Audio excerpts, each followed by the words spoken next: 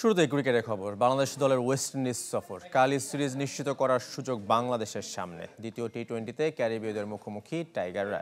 শামীম পাটোয়ারি জানিয়েছেন, সিরিজ জিতে শেষ ম্যাচ পর্যন্ত অপেক্ষা করতে চায় না দল। যদিও এই ম্যাচের আগে অনুশীলন করেনি বাংলাদেশ। একাদশে পরিবর্তনের সম্ভাবনাও কম। ম্যাচ শুরু হবে বুধবার ভোর 6টায়। বছর শেষের খুশি নগদে হবে বেশি। নগদ পেমেন্টে নির্দিষ্ট ক্যাটাগরির কেনাকাটায় 300 টাকা পর্যন্ত ক্যাশব্যাক।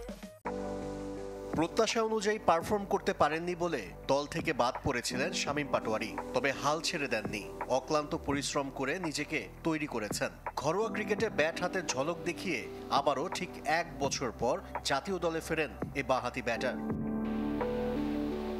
আস্থার প্রতিদান দিয়েছেন শামীম। ওয়েস্ট ইন্ডিজের বিপক্ষে প্রথম টি-20তে খেলেছেন 13 বলে 27 রানের ইনিংস।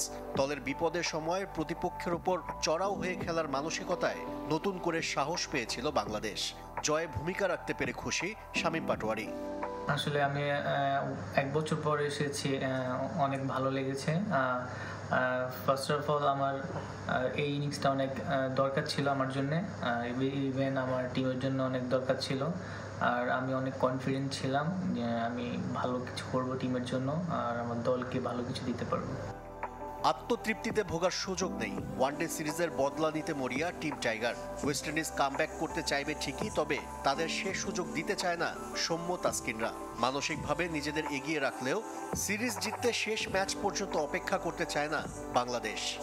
3 ম্যাচে একটা জিতে গেছি, সো আমরা একটু এগিয়ে আছি এখনো। আর অবশ্যই আমার টার্গেট থাকবে যে আমাদের এই সিরিজটা উইন করার।